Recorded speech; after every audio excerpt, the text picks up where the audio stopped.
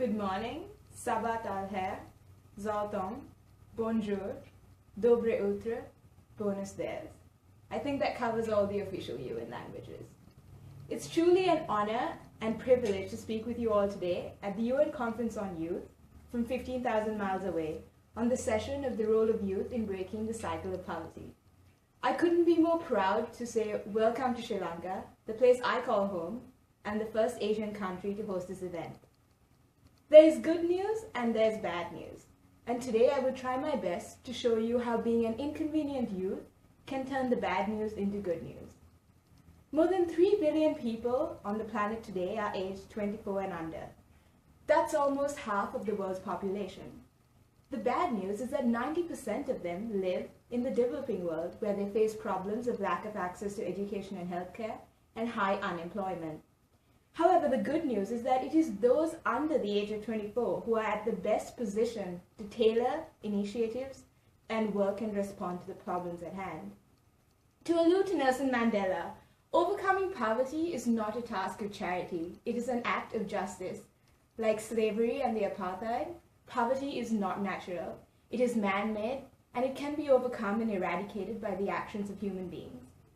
To those of you working on solving the issues of hunger and food, primary education, health, gender inequality, water and sanitation, or environmental sustainability, you are all juggling the demons of poverty and income inequality.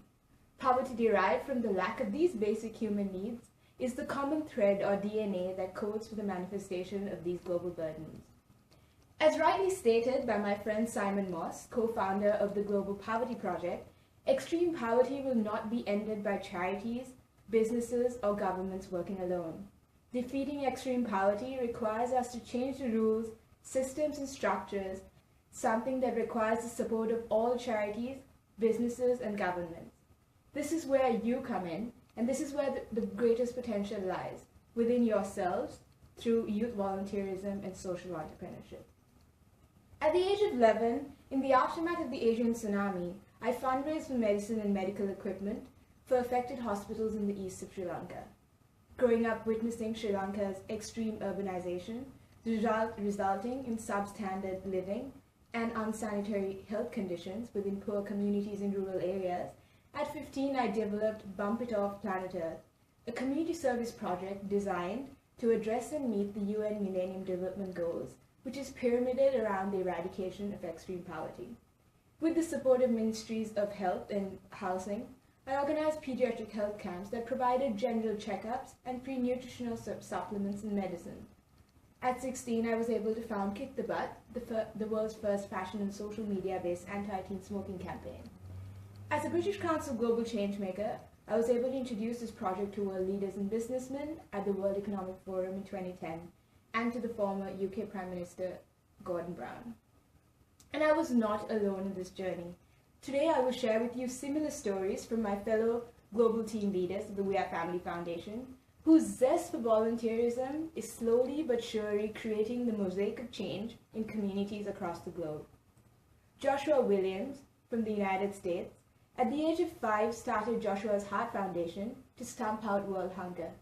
Now aged 12, his organization has contributed over 500,000 pounds of food to South Florida and Jamaica. Reshni Premaratna, 15, witnessed the sad effects of homelessness in her parents' home country of Sri Lanka when she would visit, but she didn't realize how severe the problem was right in her backyard of Richmond, Virginia in the US. She founded X Out Homelessness in 2010 to raise funds and create awareness for the homelessness, and her organization has reached over 10,000 students and raised over $5,000 for the homeless. Dylan Mahalingam, now aged 18, started Little MPGs when he was 12, a non-profit organization aiming to leverage the power of the internet to educate, engage, and inspire youth. He has mobilized children from 31 states and 34 countries, raising thousands of dollars for tsunami relief and more than 10 million for hurricane relief. He has built a dormitory in Tibet, a mobile hospital in India, and a school playground serving AIDS orphans in Uganda. Josephine Wangesi, who I met when I was 16, was a young mother herself who founded Marufuku Project, which is eradicating hunger in Swahili, and she works towards helping young mothers and less fortunate girls who are also infected by HIV/AIDS generate an income and improve their nutritional standards through entrepreneurial and agricultural skills. Siddharth Alambayan from India, now 22, at 15 realized that his neighborhood was rampant with uneducated children who grew up in poor and unhygienic conditions. And he began Asha, which means hope in Hindi, and which provides education and sanitation facilities. Through his work, he has convinced many to attend school, and the community now has access to 8 water taps and 4 mobile toilets. Abdesam Boubia from Canada, who returned to his native homeland of Algeria, where he witnessed poverty firsthand, led to the creation of Rising Against Poverty, an organization dedicated to aiding orphans around the world. Alex Pommier from the United States, who is now a university student, founded the Ethiopian Aid Project, which allowed high school students to fight poverty one Ethiopian village at a time. Bilal Rajan from Canada, who is at the age of 8, founded Making Change Now, an organization through which he has raised over $5 million for a variety of causes, including victims of the 2004 tsunami, an orphanage for children in Kenya, and the earthquake in Haiti. Bilal's Barefoot Challenge, for which Bilal does not wear shoes for a few days of the year, raises awareness about child poverty in the global south. Cheslin Steinberg from South Africa, who grew up sharing a house with drug dealers and abusers, where the police raided his house regularly, vowed never to involve himself in drugs and violence, and decided he would devote this to helping those who were in similar situations. Cheslin created the Youth Empowerment Program to do just that. Iman Usman from Indonesia founded Indonesian Future Leaders, which provides opportunities for young people to contribute to constructive social change. With over 4,000 members, IFL focuses on encouraging youth volunteerism and activism in the interest of fulfilling the UN MDGs. Rosie Rana from Bangladesh founded Ovijatri, a student-based volunteer network in the interest of aiding impoverished youth forced into jobs and unable to even make the basic human needs. Talia Lehman founded her non-profit organization called Random Kid, which brings youth activists across boundaries of culture, creed, and geography to address global causes through networking and through her Random Kid website. Kendall Kiesmer from the United States underwent 2 liver transplants in one summer, and she asked her friends and family, instead of giving her gifts and flowers, to send money to World Vision to benefit impoverished children in Africa. Inspired by the overwhelming results, Kendall organized her efforts in founding Kids Caring for Kids, which has grown to support 8 projects through a wide range of organizations in 5 countries across Africa. Adib Aye from Morocco, whose passion for fighting hunger as a teen led him to focus on farming, since it directly employs more than 70% of Africans, and making agriculture more sustainable helps farmers be more productive and efficient, all resulting in less poverty. Adib's program Fair Farming, which has a three-pronged method of mobile farming, united farming, and consultancy farming, encourages farmers to get involved in new markets.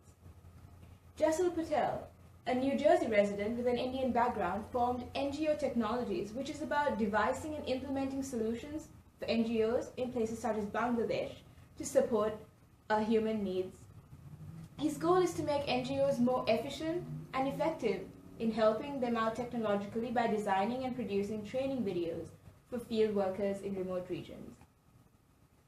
Natasha Suri, who was 16 and is from the United States, founded FoodSync, whose focus is to recover wasted food in real time and deliver it to the hungry by serving and analyzing food waste in restaurants, consolidating information on a website, and figuring out which restaurants had leftovers which can be given to those in need. Alicia Fredriksson, who was 19, from Sweden, founded SEMA, a grassroots fair trade enterprise where women learn to make and sell jewelry, and through this it encompasses personal development and community collaboration of low-income women living in the area of Pune in India. What is common in all these stories is that they all come from our generation, the millennials, who, as Time magazine describes, to be the me generation. We're called lazy, entitled, self-obsessed narcissists. Ouch. On the other hand, we are also open-minded, liberal, self-expressive, upbeat, and overtly passionate about equality. Millennials are multitasking pros that can juggle responsibilities all at once. This means that we can easily also be distracted and find social media hard to resist. Millennials know everything there is to know about social media as we are living it, and we are constantly pursuing Facebook, Twitter, and Instagram to share and get information. There's also no doubt that a majority of us are very tech savvy than any other generation. Millennials want instant gratification and recognition, and we feel the need of wanting to know that what we do is important and that we're on the right track. Yes, I know it sounds a little needy, but it's true. And millennials aren't willing, as other former generations, to sacrifice their personal life in order to advance their careers.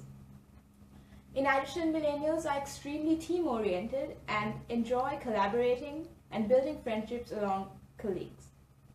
And millennials triumph on transparency and want assurance that their value and opinion is regarded. So we are all of the above, and leveraging these characteristics as assets is up to us. What advice do I have for you, and at this point, is to be none other than an inconvenient you. What you shouldn't do is be inactive because you think that you need to be rich to serve the poor. Don't be afraid to question leaders.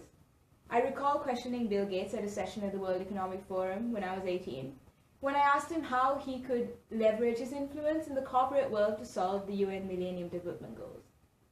Looking back, I'm glad I did, because sometimes leaders need to hear it from a demographic that is underrepresented, but to whom the decision that is currently being taken will affect them in the decades to come.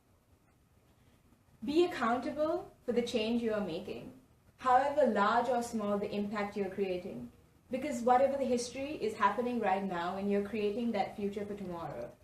That's what I really allude to with that Spider-Man quote of "with great power comes great responsibility." Don't hesitate to merge fields and decipher the intricate links in the challenges you choose to address. For example, don't try to solve food security by forgetting about climate change. Be divergent, it's okay to be different. No one said it was going to be easy, and you will encounter countless obstacles along your path, but I assure you that your journey as a youth activist, leader or influencer will be worth the ride. Only if you understand that the UN is one big bureaucracy, and that as a grassroots level activist you are bound to be frustrated by the timeline of action. It isn't as efficient as we deem it to be in model UN conferences that we excel in. But it's the best thing we have for now. So we need to make model UN more like the real UN. Also understand that failed initiatives are the building blocks in your efforts to create and implement change. Understand that whether you're working in the favelas in Rio or the slums in Mumbai, local politics is going to play a role in your efforts and maybe even bog you down. So make politics your frenemy. Understand that compassion fatigue is real, especially in social media, as we are a generation that call this our oxygen, and realize that decontextualized images of story of tragedy and suffering can be more detrimental to your cause than you would expect. And so sharing a picture or a status is not going to create any long-lasting change. So go and make the change happen on the ground. Don't underestimate your impact in numbers or quantify it in any such manner. Don't lose sight of your goals or make conferences or accolades your end game. It's easy to get lost in the celebrity status you may receive for your work. So it's important to stay humble, and they should just merely be a reminder about that your work is being appreciated and valued. Your inspiration needs to come from that refugee child you rescued or the mother that thanked you for the immunization you provided. Compete with yourself.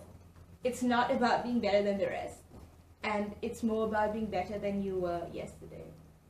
And never miss out on an opportunity to volunteer.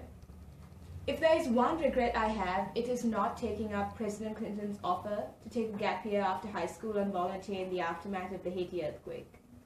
So make your choices wisely. To conclude, 2015 is here and the Millennium Development Goal deadline is knocking at our door. There is no going back now, and before you know it, many of you will be representing your countries in international organizations, running your own NGOs, reporting on conflict, or treating patients in your hometown. And the only thing that will differentiate us from the rest of the generations is being relentless in a cause, pursuing unconventional career paths, and being an inconvenient youth. To complete the Mandela quote that I began with, sometimes it falls on a generation to be great. We can be that generation. Let your greatness blossom. Thank you for listening.